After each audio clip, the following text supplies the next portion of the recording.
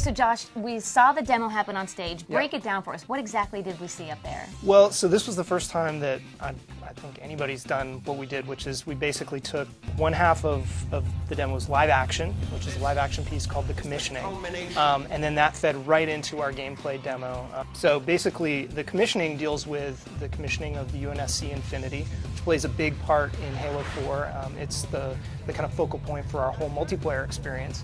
And then you see sort of interspliced with that commissioning sequence when the Infinity arrives at Requiem, this Forerunner planet.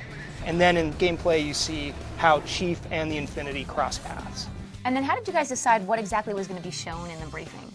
Well, I mean, we wanted to give people a look at our campaign experience. We wanted to show people how the Infinity intersects with campaign, and really we wanted to show this new enemy class, the Prometheans. And this is the first time that we've actually shown them. It's something that we've been talking about for a while. It's the first, full enemy class that's been introduced to Halo since the beginning of the franchise. This is the first time that we've revealed that to fans. But tell me a little bit about the Prometheans.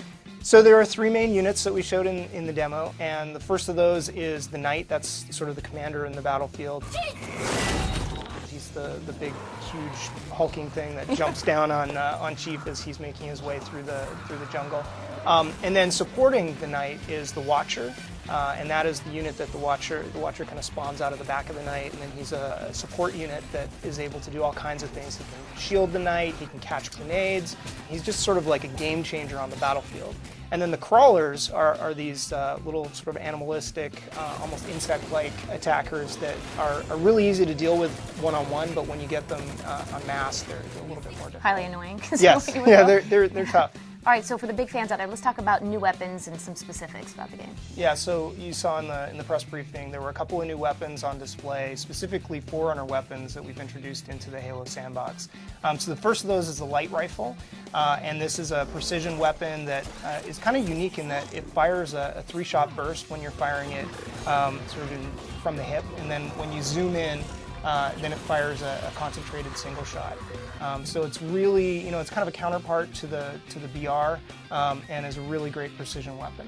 The other weapon that we showed in the briefing was a scatter shot, and this is sort of akin to a shotgun. It's a Forerunner weapon that's really effective at close range, and if you land all of the shots from the scatter shot, you're able to actually disintegrate your opponent.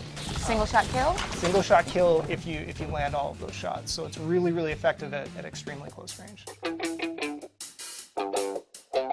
Well, on top of the briefing, you also had the Xbox press event. So what did we see there? So last night we had a press event where for the first time we had playable Spartan Ops, and so we allowed people to come in, and we had 32 stations set up, and people could play in groups of 4 and go through a Spartan Ops mission. Halo 4 looks incredible. I've been playing a lot of Halo, and everything about this game is just awesome. The sounds are meatier, the gun feels different, and the running around's been really good, and I'm really happy to be here. Here with Phil Spencer at the Halo 4 event. Now, what's it like? Fans are finally getting their hands on Halo 4. Yeah, it's incredible. It's been a long road, and the reception here at E3 has been incredible. We opened E3, the briefing with the great show. Now seeing all these people playing, having a great time. It's really great. If you had to talk about one sort of favorite mode or feature, what would you say that is, even for yourself? So for me, Spartan Ops is my favorite edition. It's definitely the biggest bet that we're making, for the first time telling an episodic story over the course of a season of play, and really trying to meld both linear in terms of how we're telling a story in the series with the missions that we're bringing out each week and allowing players to play a part in the development of a story online. So Halo, obviously, really all about the multiplayer. Dive in for more of the core. What are they going to be looking forward to with regards to multiplayer? The other thing that we showed in the briefing was a new ability called Promethean Vision, and this is an ability that allows players to see through solid objects. We're not alone. Switching visor. So you can actually, change your visor mode, activate Promethean Vision, and then it sort of sweeps out like a sonar pattern and exposes any enemies that are in the nearby region. Then you can see them through solid objects, through trees, what have you. Come so far since hang 'em high. Now let's talk about multiplayer for the core. Yeah, what are they going to really look forward to? Yeah, so for multiplayer we have 2 different competitive modes that are playable on the show floor. The first of those is a new mode called Regicide. So Regicide is a free-for-all mode where basically the player who's in the lead is the king, and all the other players get a bonus for killing the king. And so you take the lead, you instantly have this sort of target on you. Wherever you go, everybody else can see you, and they can see that there's this bonus that's constantly counting up that they'll get if they can kill you.